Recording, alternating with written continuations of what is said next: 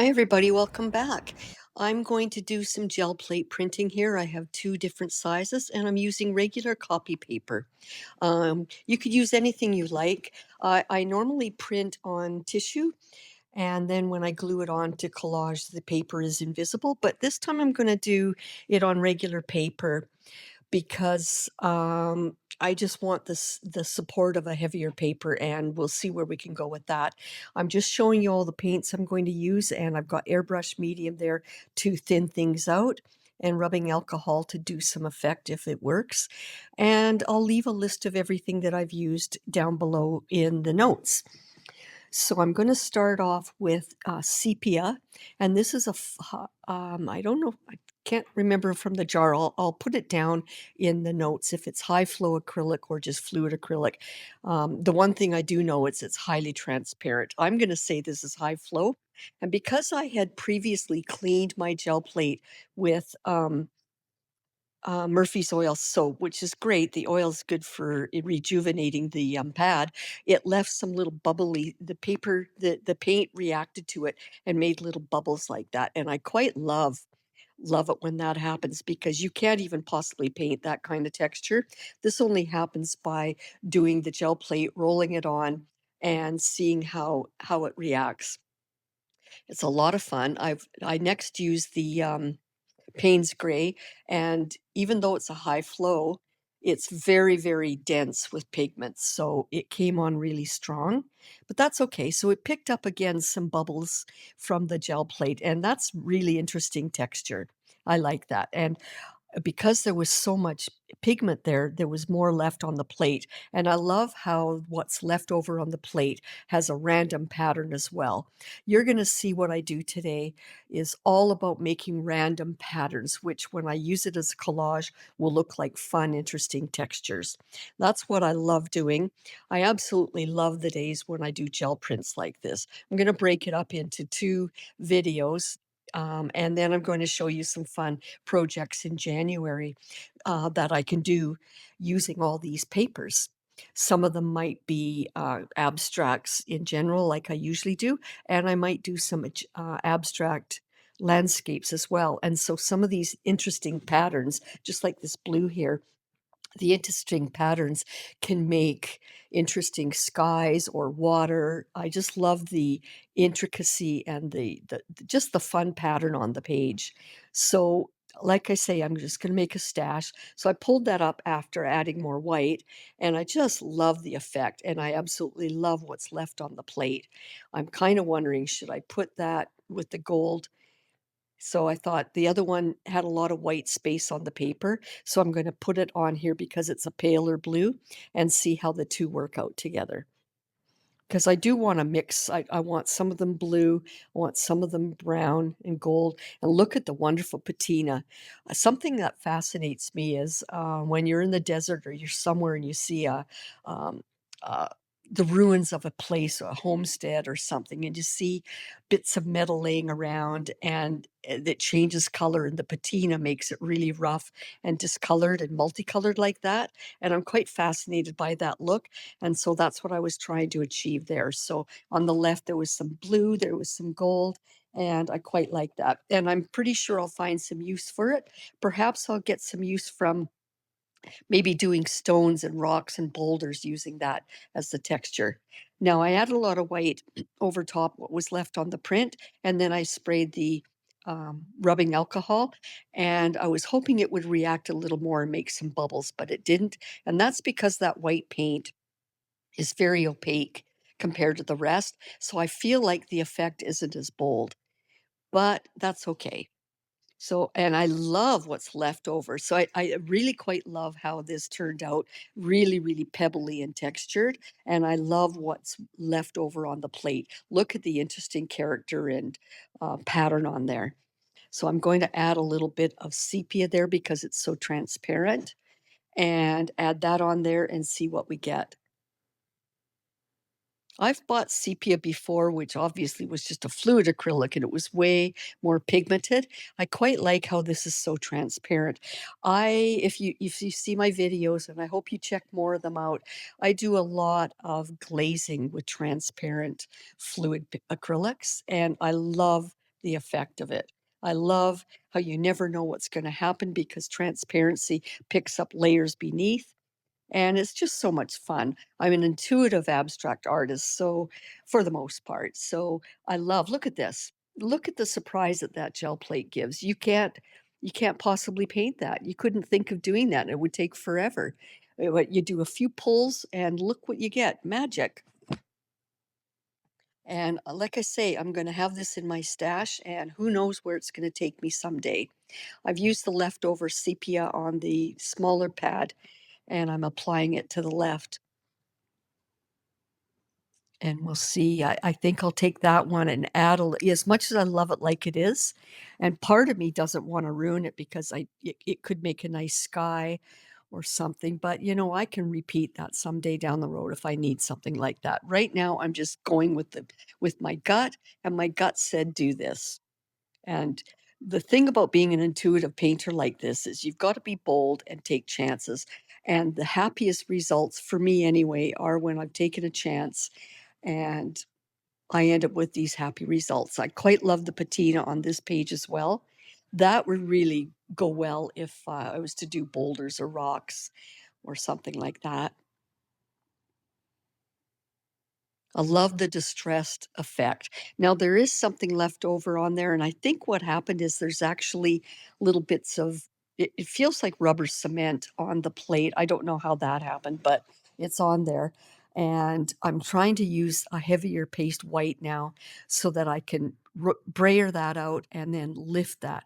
Usually, if you use a heavier paste white and do this and then pull it, press a page on and pull it, usually you can pull all what's left on the plate up onto the paper, but we'll see.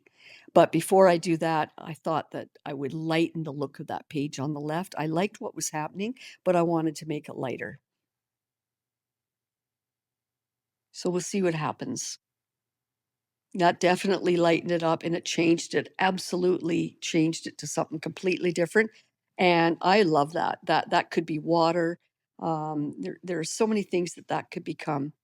And remember, when I do my glazing, like I can do collage with some of these prints and then put a layer of a gel medium over it to protect it. And then I could do glazing over it and change those textures into different colors. Look at the fun of that. I love that denim blue color. And what I did was, because there's so much pigment in that Payne's gray on the plate there on the right, I used the brayer very lightly when I rolled it onto the bigger gel plate. And that's how I got that more denim color instead of the really deep. Look at that. And I love how random the edges are.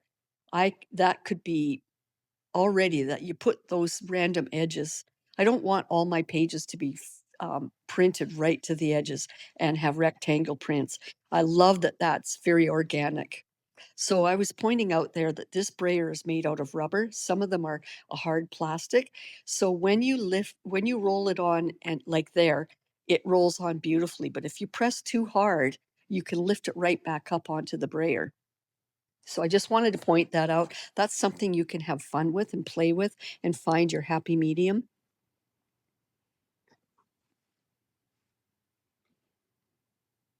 You'll notice sometimes I press longer than others because I'm trying to do more lifting of what's below on the plate. There's some really interesting patterns and textures. I really like this one a lot. I just pulled off a little bit of that, whatever it was that was stuck on the plate, it's peeling off. And I think at this point, I should probably clean that off now. I've had fun with what it does to prints, but now I want to try and clean the plate.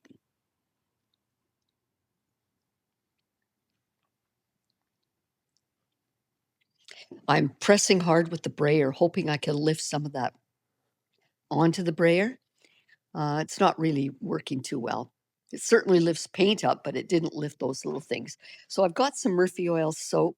You can also use baby oil. The point of using an oil base like this is it cleans it off, and the oil nurtures the gel plate because the plate is made out of an oil. So and what it does is it almost softens and rejuvenates this plate. You have to keep them between use inside their case so they don't dry out. But there is some drying out that happens anyway, so it doesn't hurt to oil them up again. And again, like I say, I like that effect that if you do oil it up and then do um, a pull, it might react to the oil on the thing and make more wobbly, wonky bubbles and things. So I quite like that. You notice I turned the plate upside down. I thought if there was anything still stuck, like that left remnants on it, I thought maybe I'll just use the other side and see if I get different results. And it seems like that's a cleaner side. They do eventually. I mean, I've had these for a few years now. They do end up looking yellowed and stained. And that's okay. So what I want to show you now, take a look on these bottles. When you tip it, you can see that's a high flow acrylic. There's a difference. And there where I circled, you can see how transparent it is.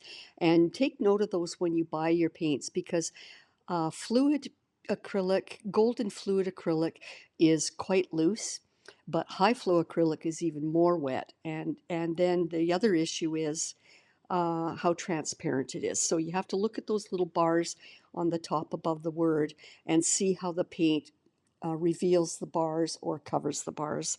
And that way you can tell how transparent it will be. Look at that. That's a lot of fun. The other thing I want to point out with the high flow acrylics, the golden high flow acrylics, if they use the word quinacridone on the name, like quinacridone nickelazzo gold or quinacridone crimson, anything like that, it usually implies it's quite transparent. Or at least I don't know that for a fact. You can correct me if I'm wrong, but that's my experience. Is I've noticed that quinacridone is transparent, and I really love using them. I thought I would take this and just um, dab it around in a bit of a random scribbly pattern and see how that works. And, it might not work and it might work. Uh, the issue is it's quite fluid, and so when I'm pressing this down, it might smush it. And yes, there it did. I don't like what happened on the left on that paper, but I don't mind what's left on the right because it's not.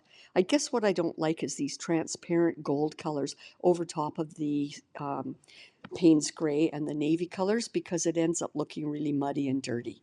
I don't like that. It turns into a dark, dark forest green, and it's not my favorite color. I'll put that aside to dry, but I'm not loving it. And I don't like what's left there. So again, I'm not liking the mix of the navy with the gold here.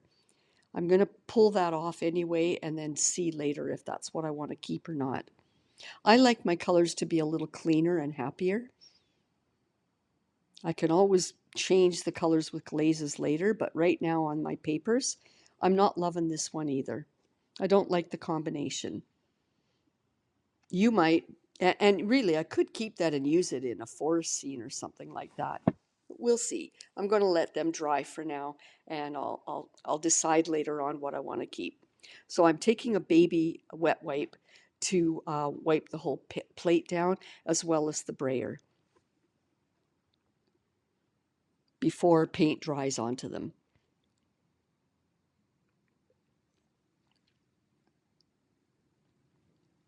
Now I've got my favorite quinacridone nickelazzo gold. Notice the stripes on the top of my finger there, and it shows how transparent it is over top those stripes, and you can see it. It's very transparent when I roll it out. I like that. But I don't want a solid page just of a flat color like that, so I'm dabbing around with a tissue to make it quite cloudy and organic. And I don't mind that it won't fill right to the edges of the paper. I like that it'll be random. I don't have to press too hard when I use these high flow acrylics because they lift off, they go onto the paper and lift off quite easily. But obviously, look at that. When you have to pull hard like that, it means it's really clinging to what was on the plate. So all that navy that you see on the plate was what was stuck, and it lifted it onto the plate. And I don't mind that in small amounts, but those other two, I didn't like them. I'm getting rid of them. I don't mind what I just did up top there. It looks okay. I like the character of it. So as I was saying, so the one on the left is quinacridone nickelazzo gold, and the one on the right is red iron oxide. So it's a little more opaque and a little more red. It's hard to tell the difference unless you really use them a lot. The only difference is this one is a little more red in the pigment. I thought I'd take a really old brush that I forgot to clean between use, so it's stiff and ragged, and I thought I would use that as a tool to make some scrapey marks. Again, I don't normally do that. I don't know if I'm liking it or not, but I'm going to put it there and keep it because who knows someday when I have a box with all these stash of gel plated, gel plate printed tissues and papers, you never know. Even years down the road, you might do a project and find that this is the perfect thing to use. Even I would never use this as a whole sheet, but I might rip parts of it out that I think are interesting and applicable to a future painting or a future piece of work in my art journal. I've got these little scraping things, and I thought I'd give that a try with the Nicolazo Gold. Again, this is quinacridone, so it's transparent, and I'm purposely not going right to the edges, and I'm dabbing away again to make it cloudy and organic and rough. And then I'm just doing some swirlies, and we'll see what happens. I'm doing this more just to show you possibilities. I could use that in a collage for something.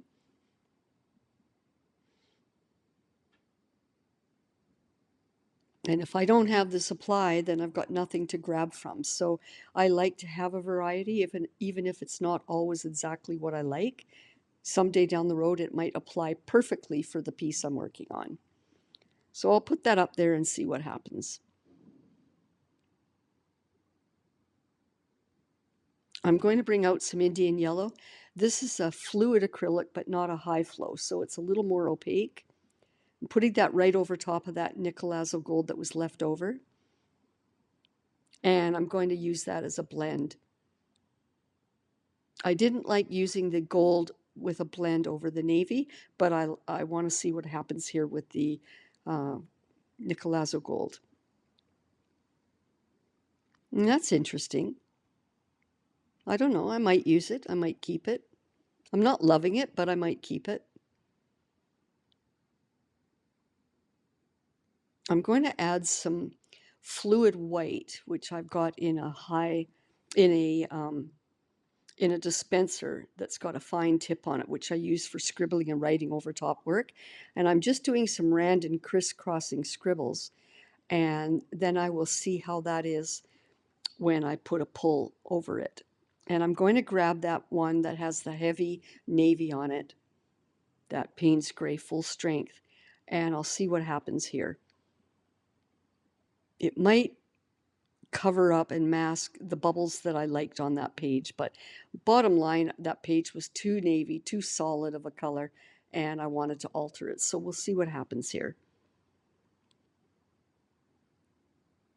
Wow, I like that. I think I'll use that someday for something in a collage. And I like that there was a lot left over on the plate, so I'm just trying to find another sheet that I can transfer and pick up what's left on the gel plate. I like that sheet as it was, but again, someday down the road I could do that again. But right now I want to pick up these scribbles. That's fun. That's really a lot of fun. I like that. I like how the contrast of the two work together. There's still more on the plate, so I'm just going to make use of it. I don't waste anything. I want to keep this fairly transparent, so even though I've got the transparent Nicolazo gold, I've also put airbrush medium on there, which is very clear, very runny, and it just makes the whole thing very transparent. So we'll see. Now, the problem with lifting white off that's stuck on the gel plate, if you use wet transparents like this, it may not lift all that white up because that white, which is opaque, really is clinging to the gel plate. You've got to try these. It's hard to explain. The best way to figure it out is to do trial and error on your own with your own paper, your own paints, your own pressure. So I thought because I was worried it might not lift up, I thought I'd wait 5 seconds longer. And that mostly did the trick. That's quite fun. I quite like that. Now there's still leftover on the plate because that white really clings to it. So I'm just showing you how fun it is to look at those. They're all quite fun together. I'm just in my zone right now. I'm not thinking about anything. I'm in my zone. And that's why I call my channel Painting for Your Soul, because this is therapy for me. I just love getting lost in this. Love, love, love it. I hope you buy some gel plates and experiment and I would suggest getting a rubber brayer. I don't really use the ones that I've bought that were cheap, that are hard plastic ones. Yes, they roll the paint around, but they don't roll it around quite the same way as these rubber ones do.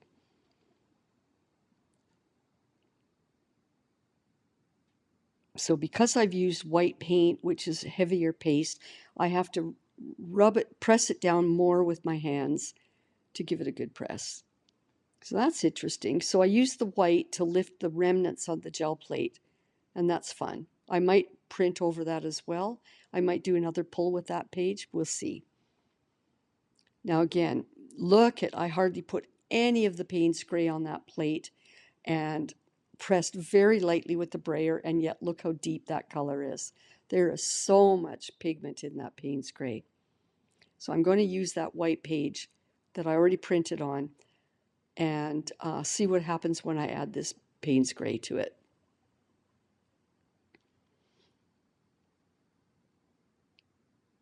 That's interesting. That's really fun. And I love the random edges and there's no real border. There's fun edges. I like that. It's got character. What I'm trying to achieve today, and I hope you've figured it out, is, like I say, these are background prints. When I do a collage, these will be the first ones I lay down and glue down, and they add character. Even if I'm not sure at the time what the piece is going to be, you've got to start with some pattern and character. And I do that quite often. I can do it this way, or I do it by starting a page with stamping. Whatever it is, I do a busy background, and then that's something to it's just a first of many, many layers, but you need to start somewhere. So all these background pages, in my mind, are for starting something out. I pressed really hard because I really want to lift what's on the plate, and that's really fun. I love that there's a hint of gold and there's different shades. I think that's a lot of fun. Now, so I've still got remnants on that page, and because I don't like that gold right over navy, I thought I'd soften the look with some white, and we'll see what happens. It goes into a greenish direction. I really hope you buy some gel plates and do this. It's so fun. The first few times I used my gel plates, I watched videos and I thought, oh, that looks easy. And I had a lot of failures. Part of it might have been the new gel plate was resisting some of the paints. I'm not sure, but I had a lot of mistakes. But as I started using them, and the more, I don't know, these gel plates, the more you season them up with work, the more they seem to work better for you later on down the road. So I'm going to put a little more white paint on here. I want to lift that blue. Add a little more. This heavier paint is what really helps lift and pull whatever is remaining on, and it cleans the plate. But before I do that, I've got a tool here. Now, I'm not using the way it's designed. The way it's designed is you start at the top, you roll it down towards you, but you rotate it, and it becomes a moire wood look. But I didn't, and try that someday, and that's really amazing that you get this moire pattern. But I kind of did it more random and rough, and I pressed very, very lightly because I don't want necessarily a bold, obvious moire pattern. I just wanted some fun squiggles on the page.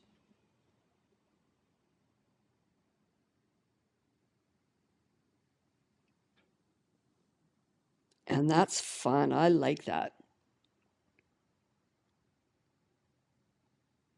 I can see putting that on a collage for an abstract landscape, and that area that I've circled there, that could be waves in water.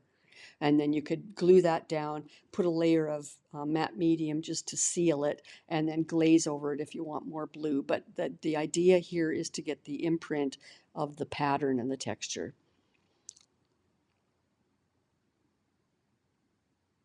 Again, I'm not rolling all the way to the edge. I want to keep this very random and organic.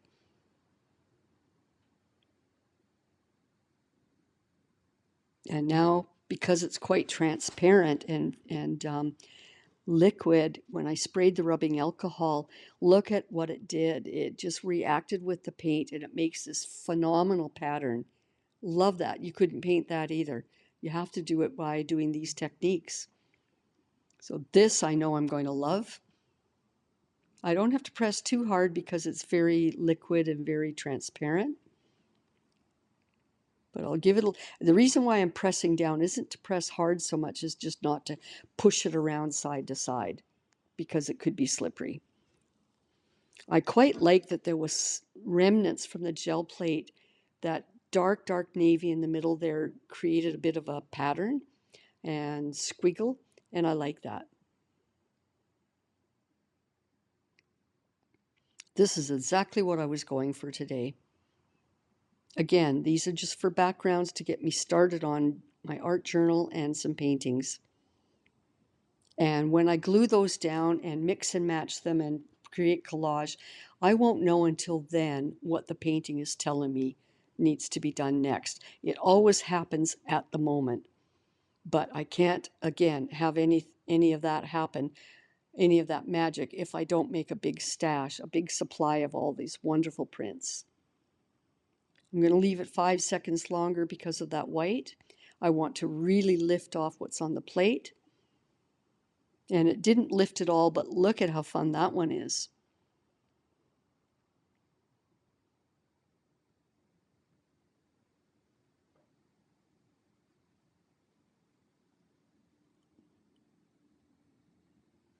I'm just trying to clean the plate, lift all that remnant of the blue. And while I'm at it, I thought, let's try it with the rubbing alcohol and see if it will work.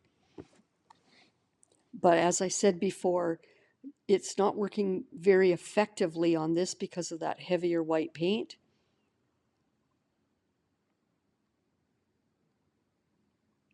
Because it is the heavy white paint, I'm pressing really, really hard. I really want it to join with the plate. Now, see, I probably put too much on, but I quite love that. That's fun. So I still have lots on the plate. So let's try to lift that up. And I'm going to let that sit. This is the last one I'm doing. While that sits on the plate, to cling to the plate a little more, I'm just doing a little housework.